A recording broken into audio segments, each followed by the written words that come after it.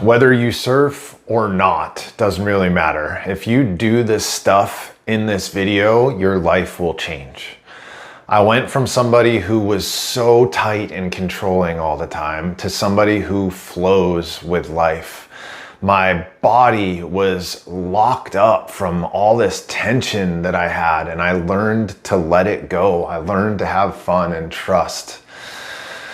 And I'm gonna give you 10 things that carry over from surfing that, if implemented in your day-to-day life, will put you on a path of success, not just financial success, but feeling better emotionally, feeling better spiritually. So the first one is what I call proper positioning. And what I mean by this is twofold. So when you're surfing, if you're not familiar, where you are on the surfboard really matters. Whether you're forward near the nose or back near the tail affects whether you're gonna get into the wave or it's gonna blow right by you. And so knowing who you are in yourself and making sure that your life is set up in a way that allows your true and unique gifts to come through, that's what I mean by proper positioning, proper internal positioning, knowing that the universe is looking out for you, knowing that you have skills and are of value to the world, is an important piece. And then the other piece of proper positioning is proper positioning in relation to the wave. So when you're surfing, you see this big green mass coming at you, and it's darker in some spots than in other spots, and you need to paddle to just the right place to be able to catch that wave in just the right spot and ride it to have the most fun. And so when you're in your life, you need to understand how to be in the right place at the right time. And that takes learning how to read the wave, how to read situations, understanding what's happening around you so that you can maximize the chance of you finding success, so that you can respond in ways that bring you closer to the stuff that's important to you instead of further away and make you feel like you're not showing up like you could show up. Part of that is sacrifice. Part of that is understanding the world. And all of that takes a lot of time, a lot of patience, and a lot of practice. The second thing is courage. And this life takes a whole lot of it, because fear is our default setting. We are living in a world that makes it feel like we're all alone, that nothing is looking out for us, that we have to do it all on our own, and that is scary. The reality of the situation is none of that is actually true, but that doesn't mean that we don't feel it in the first place. And as this pertains to surfing, when you're out there and there's a big wave coming at you, it might not look like it from shore, but when you're out in the ocean, it can be terrifying to drop down into one of these waves, because sometimes you wipe out and sometimes you pay the price, but the times that you don't, it's always worth it. And that's the same with life. You have to take the risk. There's actually a quote on the back of this board right here. The spirit of evil is negation of the life force by fear. Only boldness can deliver us from fear. If the risk is not taken, the meaning of life is violated. That is something that comes from Carl Jung, and I literally leave it there all the time. I had no intention of going to read that, but that is my reminder that if you do not take action, you are doing a disservice to your highest self and to the world, because you're not going to be who you could be. It is risky being an individual. It's risky sharing your genius, and it is worth it. Next up, we've got to let nature lead. So I'm going to tell you a little story. I was surfing in the earlier days of me surfing, and there was a really gnarly current drifting down the beach. And where I surf, I'm at Folly Beach in Charleston, South Carolina most of the time. There are these what are called groins, which are either big metal things that go out into the ocean or big rock jetties that go out into the ocean. And they're there to stop beach erosion. However, the water was moving really, really fast down the beach, and I caught a wave in, and I was inside of that jetty, and then I started drifting over towards it. And I had two options in that moment. I could either, or really three, I guess. Option number one, slam into the wall, and there's waves blasting that thing, and I would have gotten hurt for sure. Option two is to do what felt the most reasonable, which is to fight against the current, to paddle away from that wall so that I wouldn't hit it. The third option was to ride a wave in and use Mother Nature in trust. Just hope or know that a wave is going to show up that's going to bring me into the beach so that I can get to my feet so that I don't slam into that wall. Well, I tried to fight against Mother Nature, and I tried to swim against that wall, and it was a very futile effort. Within a wave or two, I was right up against it. And in that moment, I had no choice. I had to trust, because if I didn't, I was going to get injured. And I was lucky enough, fortunate enough, that a wave came through that I was able to ride into the beach. And I am not sure why or how, but I got so lucky. And in that moment, I realized that you have got to let nature lead. The current is just too strong. And in life, that means trusting in the flow. It means trusting in the seasons, that we are going to have seasons where we're busy and seasons where things need to be calm, seasons where we feel great and seasons where everything feels hard. And trusting in each of those things, because it's always the right thing. In my business, I tried with desperation to make myself successful. And I did make myself successful, but it cost me my spirit. It cost me everything else in my life. I turned into a miserable human because I was swimming against the flow. Next up, we've got to paddle hard. There's no free lunch, as they say. And when there's a wave coming, you need to start to paddle as fast as you can, way sooner than you think, in order to get into the right spot in the wave. Otherwise, it breaks on top of you, and we don't get to ride the open face of the wave. And in life, that means doing the work. There's this fine line between trusting in what comes and needing to do something so that you are in the right position, so that you can take advantage of all the stuff that nature is putting in front of you. It's hard work. It's tough to develop yourself and to develop offerings for the world and to think about your gifts. And that work is worth it every time. And so you've got to be consistent. You've got to have a plan for how you're going to manifest the things that you want in your life. And then you've got to do the damn thing day in and day out. It's not cruise in. It's not paddle medium. We want maximum output from life. That takes maximum input. And there's a big difference between hard work and working hard. Hard work is how our Western civilization talks about it, and it brings up the idea that it's got to be drudgery and you've got to be miserable and every day is going to be tough and you've got to grind, and none of that is true. What is true is you got to show up and you got to put in your best effort every single day, and you got to work on the things that are important to you, and you've got to try your freaking best all the time.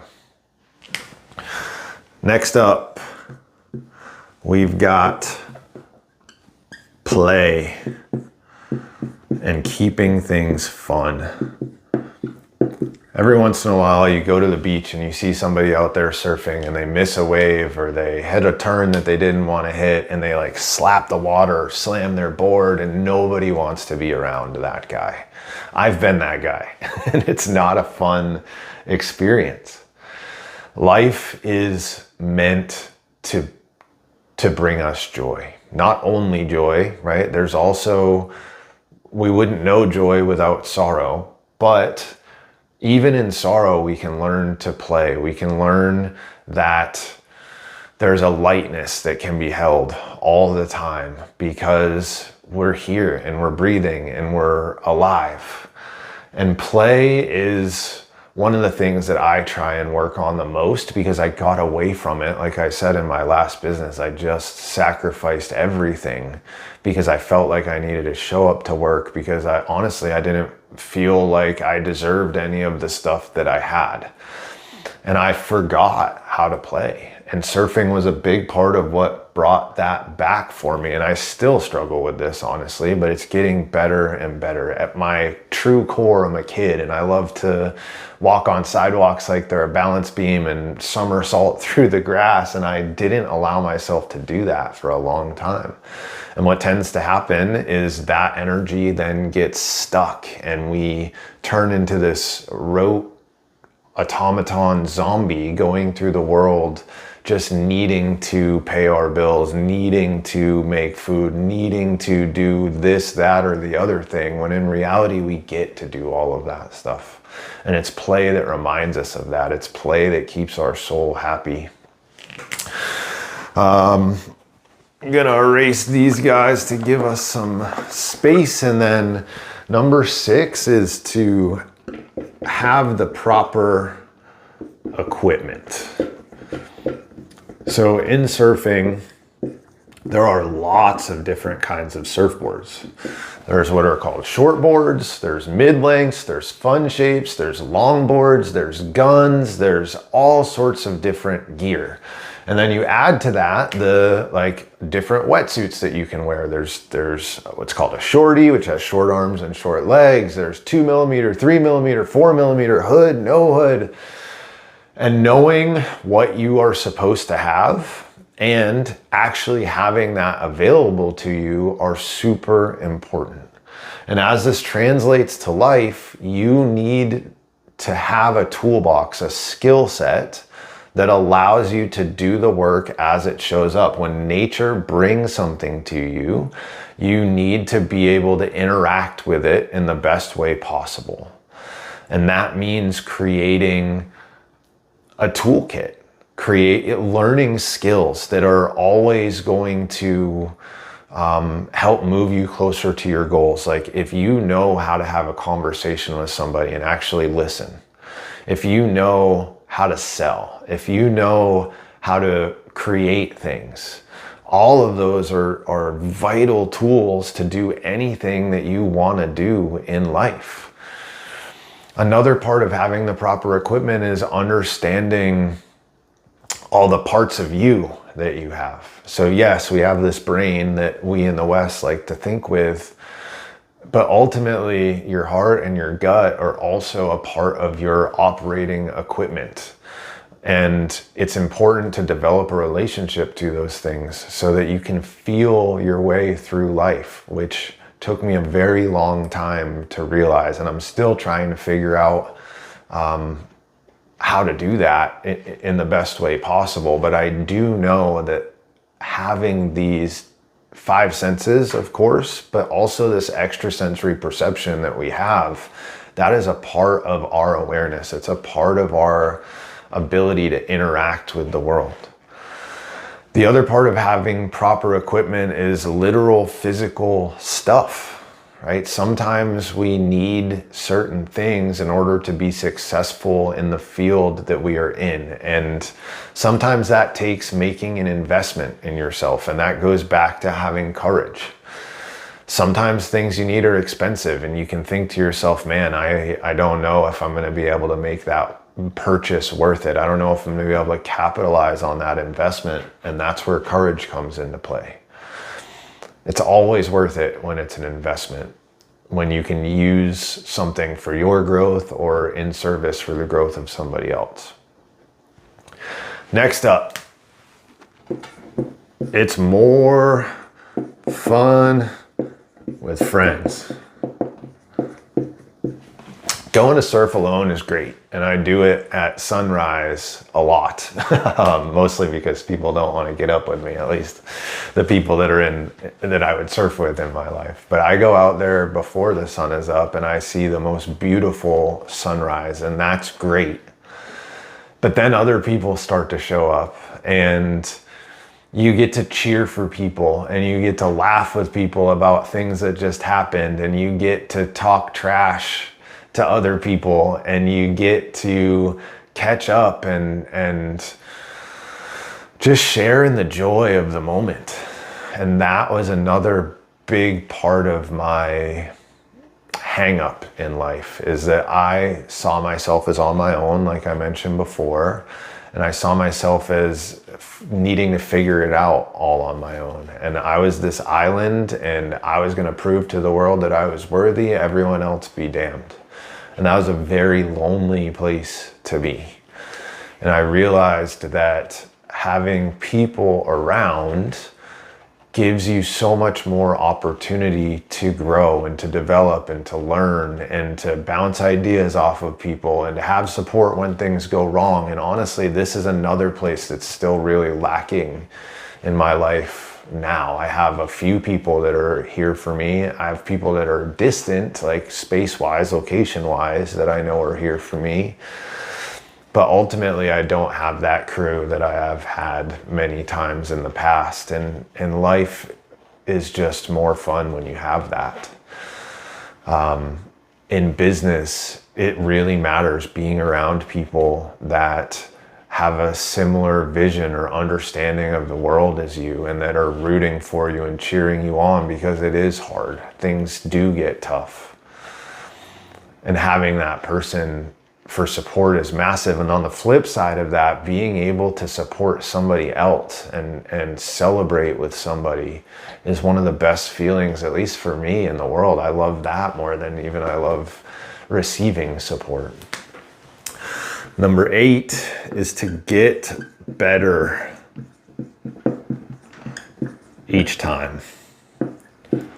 So it's really easy when you go and surf to just kind of go through the motions, just show up and not necessarily have a plan, and which can be great too, but not really try and strive for growth, not try and improve your skills over time. Like, we get to this place where we feel good enough. And a lot of times people decide to stop or get stuck at good enough, and they're leaving so much potential on the table. Good enough is not going to get you to where you want to go. Good enough is not letting nature lead. In order to really share your gifts with the world, that requires mastery. And mastery means showing up consistently over and over again, and consciously and deliberately practicing what you're doing. Right? The quote is that practice doesn't make perfect, perfect practice makes perfect. And that is a really big deal. You can't just show up and go through the motions. You've got to be plugged in, you've got to be focused, you got to be driven when you're trying to grow, when you're trying to develop. And there are times that we need to relax and we need to let go. And I'm not saying that it needs to be on all the time, right? All of these things are paradoxes. They're true some of the time and they're not true other times. And people really don't like that, but that's the reality of being human. But part of it is, for example, surfing. Right now, I'm working on like a cut back turn. That, you know, I can do decent enough right now, but it doesn't look smooth and buttery and clean like I want it to look. And other people might look at me and just say, man, that was pretty good. But I don't want pretty good. I want to continue to improve each time I go. That's just who I am. And I think that's what you need. in order to find the success that you're after in the world. And that's the case whether that success is external or it's internal, because both of those things matter. And I don't think ultimately that everyone is designed to have both, and that's okay too. But showing up and doing your best, paddling hard every time is vital. Number 9, we've got a growth mindset, and this ties to number 8. Growth mindset comes from a woman named Carol Dweck, and it's contrasted with what's called a fixed mindset. And a growth mindset is just knowing that yes, you are at this given place right now. However, you have the potential to improve or to get better. So in surfing, it took like 5 years before I was even remotely decent. I still only consider myself an intermediate, but it took a long time. I think many other people would have given up. But I've developed over time this growth mindset, this understanding that given enough practice, I will eventually get better. A fixed mindset is like somebody that says, I'm bad at math, and then they go the rest of their life not trying to get any better at math because their genetics made them bad at math. And that is simply not true. Now, there is a limit, right? Like, will I ever be an Olympic level surfer? No. Will somebody who identifies as bad at math be like the math champion of the world, or like a physicist or something like that? Probably not, but you don't need to be, and you can be like an 8 out of 10. If you start at something at a 2 out of 10, it's actually pretty easy to get to a 7 or 8 out of 10. You might not ever go to the Olympics, you might not be world class, but you can be pretty damn good at just about anything you set your mind to. And that is a growth mindset, and it's so important to create that. Because it takes practice. It takes doing things over and over again and realizing like, man, I can get a little bit better at that. It also takes setting your ego aside, because when we're kids and we're learning to ride a bike, we fall off our bikes all the time, right? Like, it's part of learning, and we could care less because we're not self-conscious. We're not feeling judged by other people. But when we get older and we're trying to learn something new, we're terrified because we feel like we look silly. And we do look silly. And that's part of learning. That's part of the process. Everybody looks silly at that point in their process. So maintaining this growth mindset and making sure that you recognize that you are where you are and you can get better. And then finally, the biggest, for me anyway, is to be in the moment. When you are surfing, it kind of takes care of itself, honestly. You don't really have a choice when you're on a wave, like maybe not for the paddle in, because like I said, that can be scary and you can be thinking about other stuff. But when you're up on that wave, it's like a dance with Mother Nature. And you are just feeling the wind, reading the water, looking at all the different shimmer on the water, the sun in the sky, the current that you can see, the animals that you can see. Like, there's so much happening in that moment, and everything else goes away, and it is one of the coolest feelings on planet Earth. And that's why I love surfing so much, and it's why so many other people love surfing so much. It is being in flow.